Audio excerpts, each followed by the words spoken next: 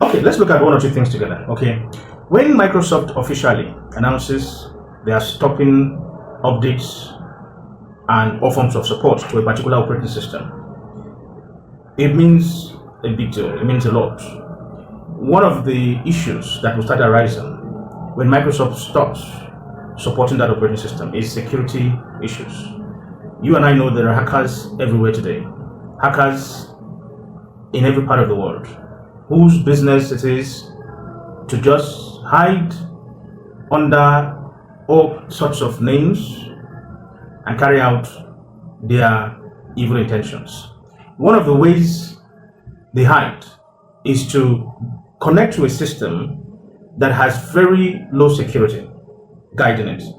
The security I'm talking about is software security. Security that protects the operating system. It is something you don't see, it is something you don't monitor. You can't monitor it as a human being. And that is why there are programs called antivirus programs, developed to be installed to protect operating systems like that, protect operating systems in that manner. So that when somebody invincibly connects to your PC, as long as you connect that PC to the internet, anything can happen. And those things will happen without you knowing, without even your approval.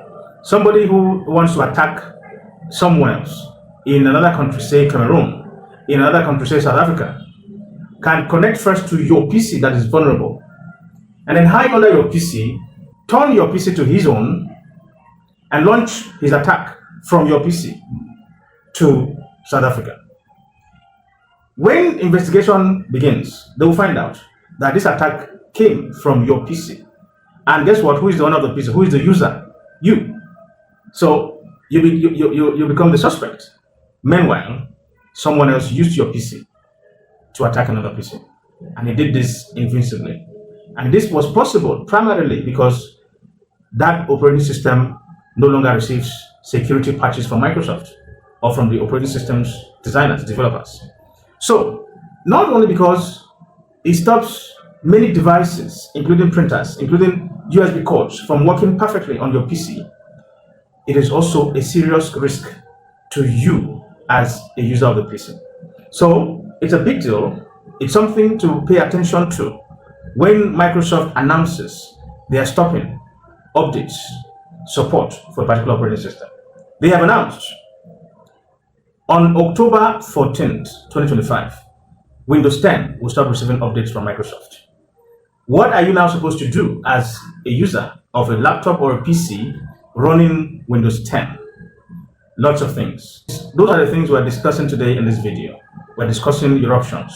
We're discussing what you should start doing now to keep yourself safe, Now, one of the things you should start doing is to start backing up your important files and documents on that PC. Today we have cloud accounts, free cloud accounts everywhere. If you own a Gmail account, you have Google Drive cloud account, free and available to you. If that's not big enough and free, you can open another account with Microsoft Hotmail, and Microsoft has OneDrive, has some space, some gigs free available to you again. You can back up your files onto OneDrive and Google Drive. It is very important for you to take these steps now.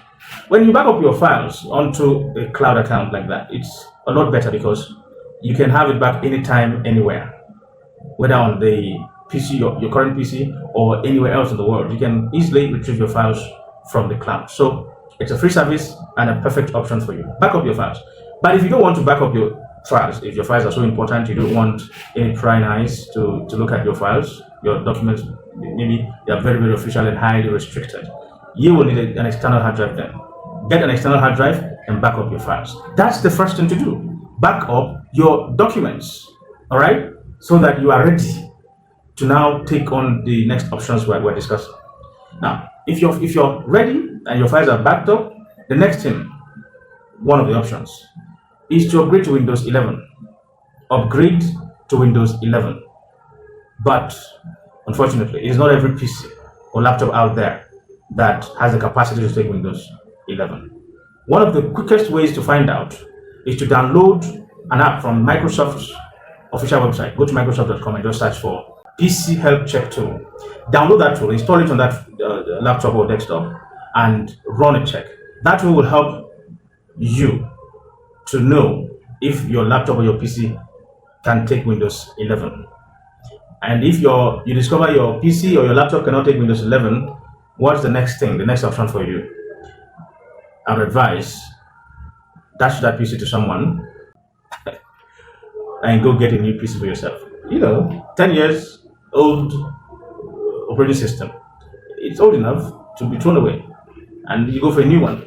But on a serious note, on a more serious note, okay, if that's your only option, you cannot put it away. You cannot put away that laptop. That's your only option.